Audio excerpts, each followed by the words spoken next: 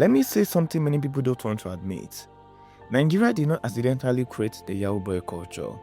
We rewarded it. When a 19-year-old boy drives a Benz, we don't ask questions. We say, "Boss, Koso Polina, I did one."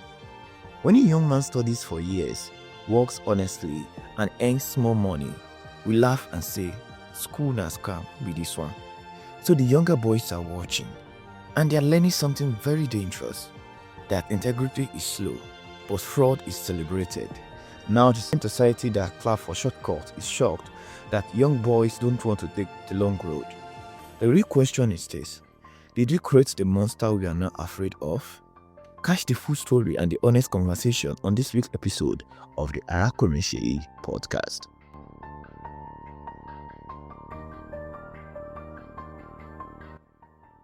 Let's talk honestly today. Not the kind of conversation we usually have online. Everybody's pointing fingers at somebody else. Today, I want us to look inward a little. Because in the past few days, I came across a tweet that has been sitting in my mind. The kind of tweet that makes you pause for a moment and think deeper about the society we live in. The tweet was talking about young boys growing up, broken, reckless, chasing money by any means possible. And the usual conversation followed. Some people blamed poverty, some blamed bad governance, others blamed bad parenting. Everyone had a theory. But the writer of that tweet said something very uncomfortable. He said maybe, just maybe, the truth is that we created a monster we are not afraid of. That line alone stopped me. Because if we are honest with ourselves, there's a lot of truth hiding inside it. You see, 20 years ago, success looked different. When a young boy said he wanted to be a doctor, people clapped. When he said he wanted to be an engineer, people encouraged him. When someone said he wanted to work hard, build something meaningful, and their success step by step, society respected that. Hard work was admirable. Patience was admirable. Integrity meant something. But somewhere along the way, something changed. Slowly. Quietly.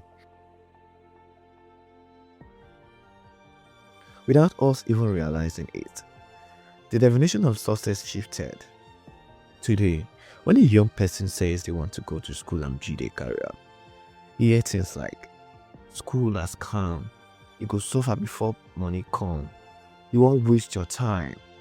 But the same society that mocks patience celebrates sudden wealth. You see a young boy driving a car at 17. Nobody asks questions anymore. Instead, people say, "Boss, I beg na cost for me now. Make I tap for your grace. You na sharp guy, acting boys. And I dey hot." The dangerous part is that young boys are watching all of this. Let me paint a picture for you. Imagine a restaurant somewhere in the city. Two young men walk in. The first one is a 24-year-old software developer. He has spent years learning a skill. He earns maybe 200,000 naira a month, not millions yet. But he's building something honest. He parks his old Corolla outside and walks in. Now, imagine the second person. A 19-year-old boy steps out of a flashy Benz. Nobody knows exactly what he does, but the car is loud. The money is loud. The lifestyle is loud. Everything is doing bling bling only. Now look around that room. Who gets the attention? Who do the girls notice first? Who do the waiters treat like a VIP? Who do the younger boys look at and say, "How to be like that guy"? If you are being honest, most of the time it's the second person, and that right there is where the problem begins.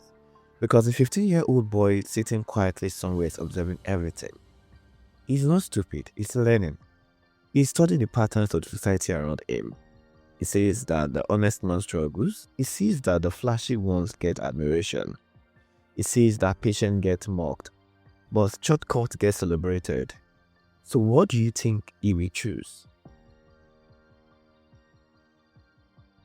This is why the tweet says something powerful. He said you created the shortcut. And now we are shocked that nobody wants to take the long road anymore. Think about it. How many times have we seen suspicious wealth and choosing to ignore the question of how? We praise the results but avoid the process. You see someone suddenly living large. Instead of asking questions, we say, God, when? God, I beg. Or, my time will come, Miss Evadi, my time will come.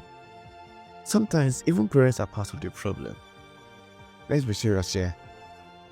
Some parents, they're part of the problem. They complain about their children being reckless, but they never question where certain money is coming from. Society has quietly taught young boys something dangerous. That's taught them that respect is bought, not earned. And once a young mind accepts that belief, everything else begins to fall apart. Respect becomes something you purchase with money, not something you build with character. Recently, this past week on X, I came across this tweet. I don't know if you see that video too, of this lady that said she's teaching in a public school, and then the boy was pressing phone in the class. Then she sees the phone, and the boy was like, "Auntie, I've been giving my phone now. Quickly follow client talk." SS1 student talking about client, and the principal came in and said the boy should give the girl should give the boy his phone back, because the boy will say he will settle them very well. Like, who does that? Who does that? And another part of the tweet talked about something very important. It talked about pain. Young boys today are growing up in a world where nobody teaches them how to deal with pain. Instead, they are taught to escape it through drugs, through reckless lifestyles, through money chasing at any cost. But pain is part of life. Disappointment is part of growth. Failure is a part of learning. Yet many young boys today have never been taught how to handle these situations. So they numb them, they ignore them, they run from them, they hide behind substances or status. Society still claps for the results. Let's be honest about something else. The internet has made this even worse. Social media shows young people a constant stream of luxury, cars, trips, designer clothes, expensive lifestyles. But what social media rarely shows is the process behind legitimate success. The sleepless nights, the years of effort, the sacrifices. Instead, the timeline becomes a highlight of sudden wealth. Now, let me be clear about something. This conversation is not about defending wrongdoing. Fraud is still fraud. Crime is still crime. But if you truly want to solve a problem, we must be honest about the environment that creates it. Because people do not grow in isolation. They grow inside a culture, inside a value system, inside a society that constantly teaches them what is acceptable and what is admirable. And right now, our society is sending very mixed signals. We say integrity matters, but we celebrate wealth without questioning its source. We say hard work is important, but we mock people who are still building slowly. We say discipline matters, but we praise recklessness if it comes with money. Just look at this example I gave you about the young boy in school. SS1 student that should be concerned about his life, about his book.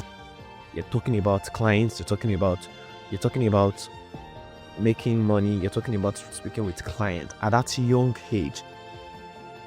At that very, very young age. And young boys are watching all of this. They're learning what we do. They're learning from what we do, not what we say. The tweet ended with a line that I think every one of us needs to reflect on. It said, "You cannot water weeds and then wonder why no flower grows." That line is very deep, because it reminds us that outcomes are shaped by what we encourage. If a society consistently celebrates shortcuts, it cannot expect patience from the next generation. If society glorifies greed, it cannot expect integrity from its young people. And if a society worships money above character, then character will slowly disappear. The good news, however, is that culture can change, but it starts with awareness.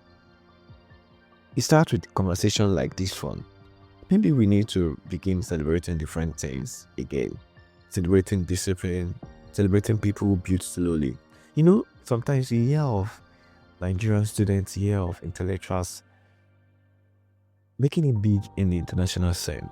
going for global competitions and all, and then you just see people, okay, congratulations, but you see the society celebrating mediocre achievement, and then you see media brand, and you see brands and everyone trying to make them ambassador for what exactly? Because the truth is, real success is really loud at the beginning. It is quiet, it is patient, it is consistent, and it takes time. But when it finally grows, it lasts. Take for example the likes of Akindele, Abuja, and the rest. When they started acting, nobody cares about them. They were doing it because they love it. They were building slowly, and look how where they are today. They are part of one. You cannot mention filmmakers in Nigeria without mentioning these people. Kadri, Omonioboli, Pajide Kosoko, Deliodo. You can't talk about filmmakers in Nigeria without mentioning Moabudu, without mentioning Tunde Kelani, without mentioning Kunia Falayo.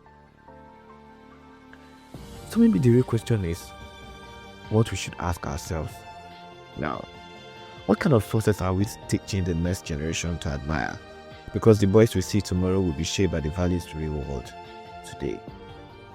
Then maybe we need to start watering the right seed.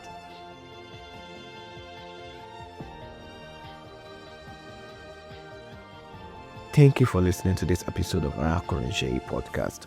If this podcast made you think a little deeper, share it with someone, because sometimes the first step towards change is simply starting the conversation. Until next time, on podcast, Countless Stories.